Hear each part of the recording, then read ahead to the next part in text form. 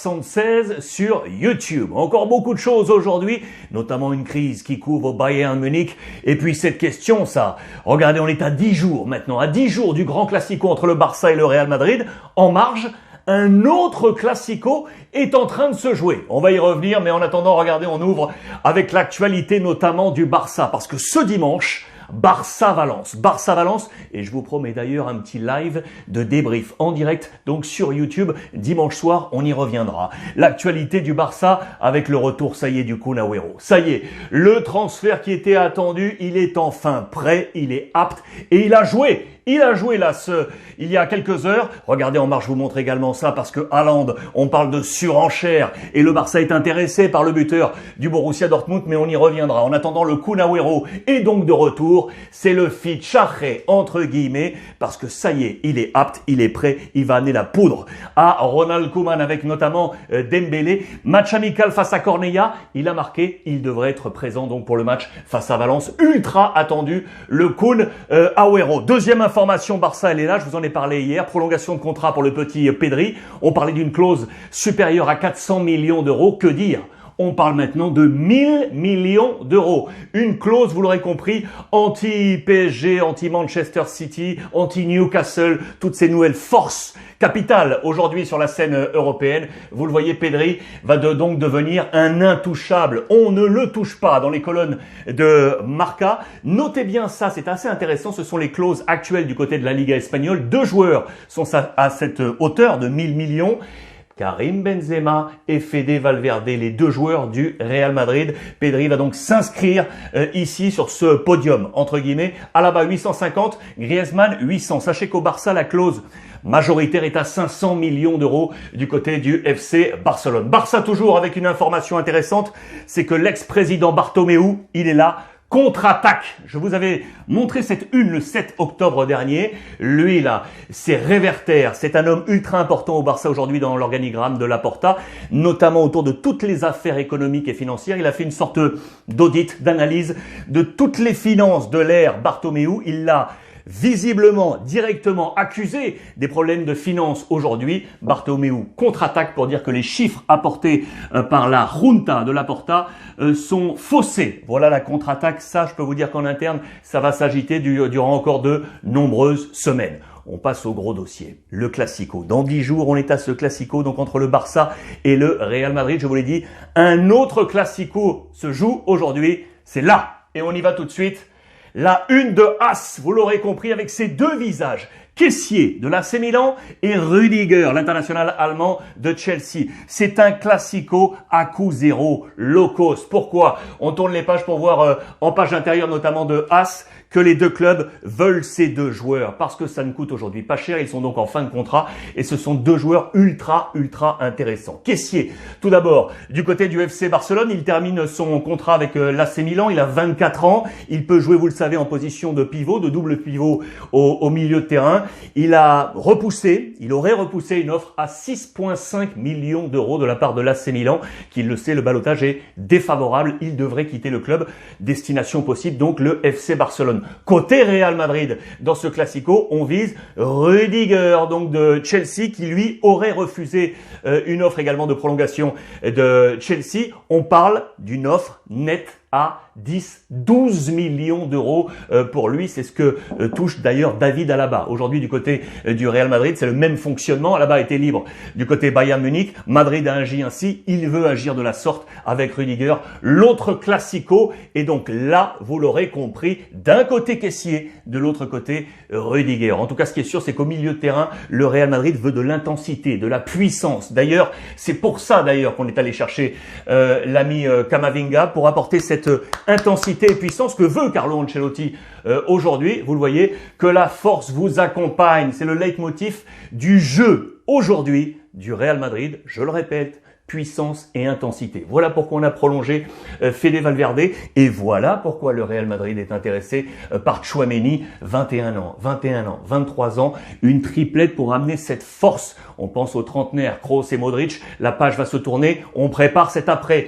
Côté Real Madrid, vous l'aurez compris. Regardez, je vous montrais ça également. Hier, les confrères de la radio nationale espagnole COPE, force incroyable de la radio en Espagne, étaient ici à Paris pour un entretien précieux avec Mauricio Pochettino, l'entraîneur du Paris Saint-Germain, qui l'a dit très très clairement, on peut encore, le Paris Saint-Germain a encore tout ce qu'il faut pour pouvoir séduire Kylian Mbappé et éviter la fuite du talent français, peut-être du côté du Real Madrid. C'est une affaire à suivre. L'Atlético Madrid chercherait un nouveau buteur pour les prochaines années également et aurait ciblé, regardez, ce joueur-là, Nigeria, Onuachu. Peut-être que vous ne le connaissez pas assez, mais je peux vous dire qu'il cartonne, et ce en Belgique du côté de Genk. Voici quelle serait la cible de l'Atlético Madrid pour les prochains mois de mercato. Ça, c'est intéressant. Je voulais vous montrer ça parce que je voulais vous montrer l'influence en Espagne.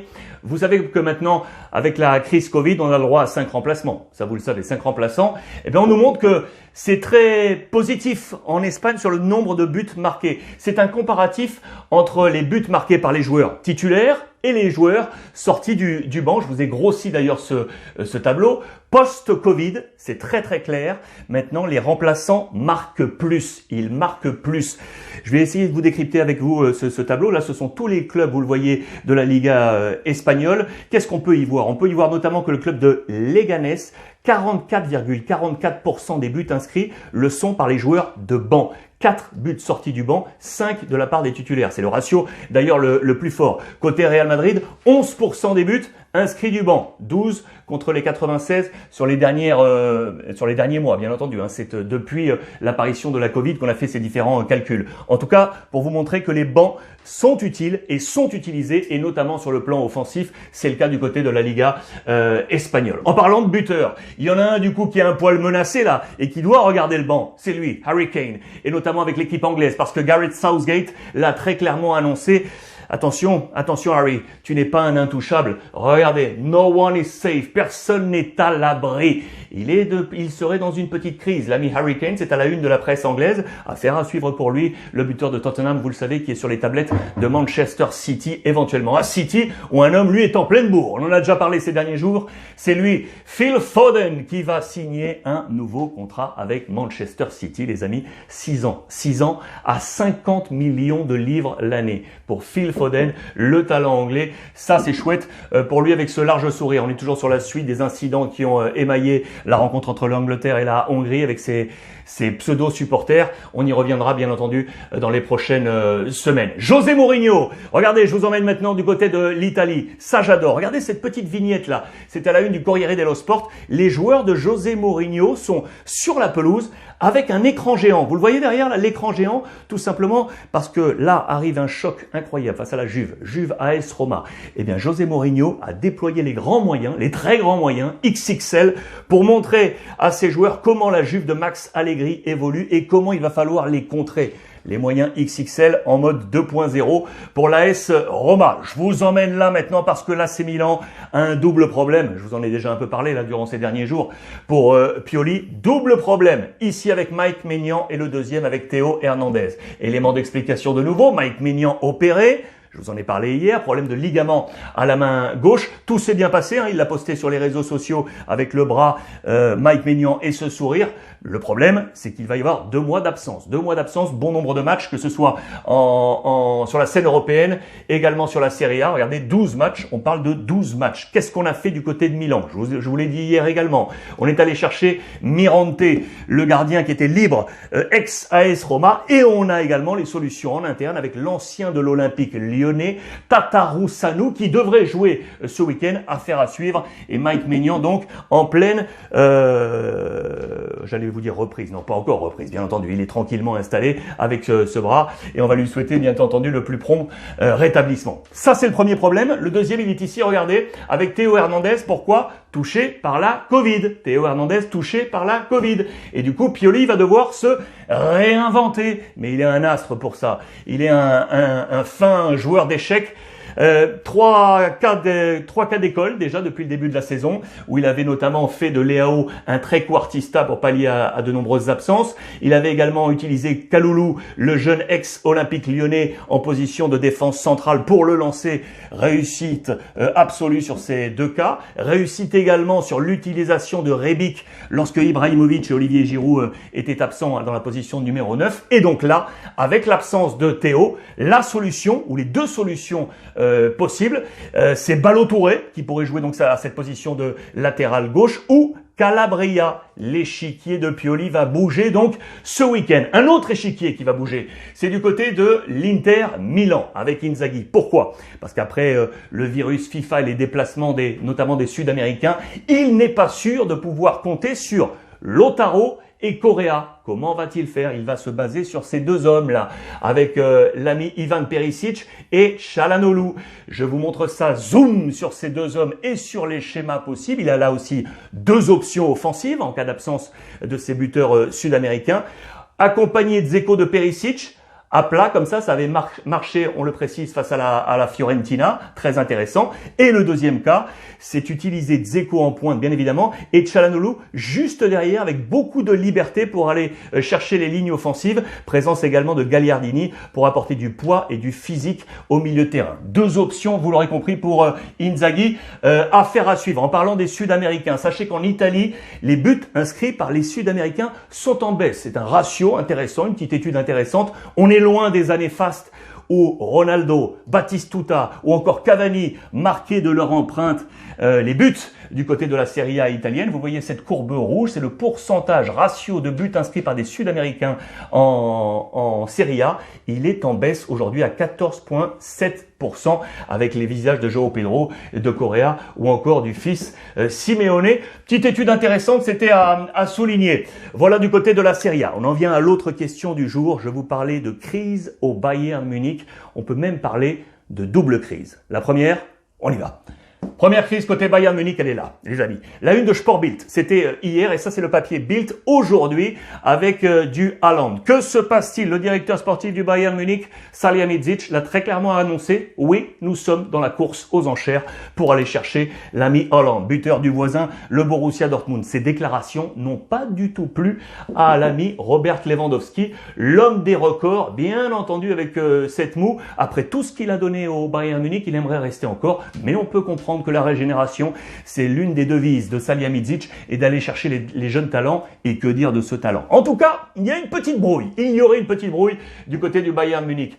La deuxième, elle est plus sérieuse.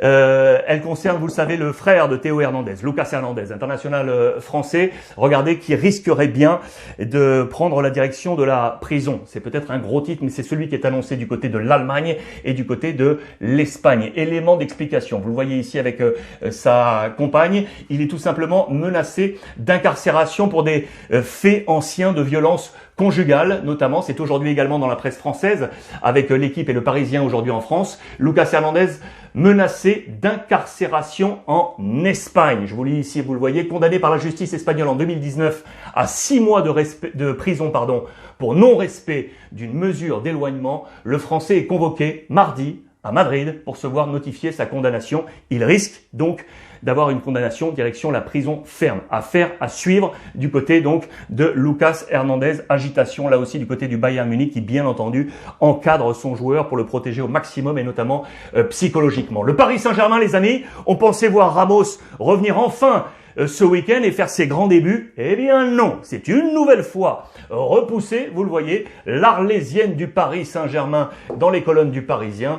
Et du côté de l'équipe, Ramos, mollo sur son mollet, le staff médical du Paris Saint-Germain préfère différer les débuts de l'Espagnol par crainte d'une rechute, tandis que le défenseur pousse pour reprendre la compétition. Pas de Ramos encore ce week-end, vous l'aurez compris. Le Ballon d'Or, toujours la course au Ballon d'Or avec Cristiano Ronaldo. Les amis, c'est dans les colonnes de Marca avec ce verbatim signé Alex Ferguson, son second papa, qui le dit très clairement. Cristiano mérite le Ballon d'Or une nouvelle fois. Il bat record après record. C'est vrai, mais il y a du monde et notamment, je pense à Karim Benzema qui est dans cette bataille pour aller prendre ce grand Ballon d'Or. En tout cas, les lobbies, je vous l'ai dit, sont lancés avec monsieur Alex Ferguson. Pour terminer cette revue de presse aujourd'hui, je voulais saluer cette très très belle initiative lancée notamment par l'Olympique de Marseille avec tous les anciens, les légendes de l'OM en faveur de l'UNICEF. C'était vraiment très sympa, c'était hier au Vélodrome, toutes les stars étaient là, il y avait un côté revival, il y avait du Basile Boli qui est là, il y avait du Robert Pires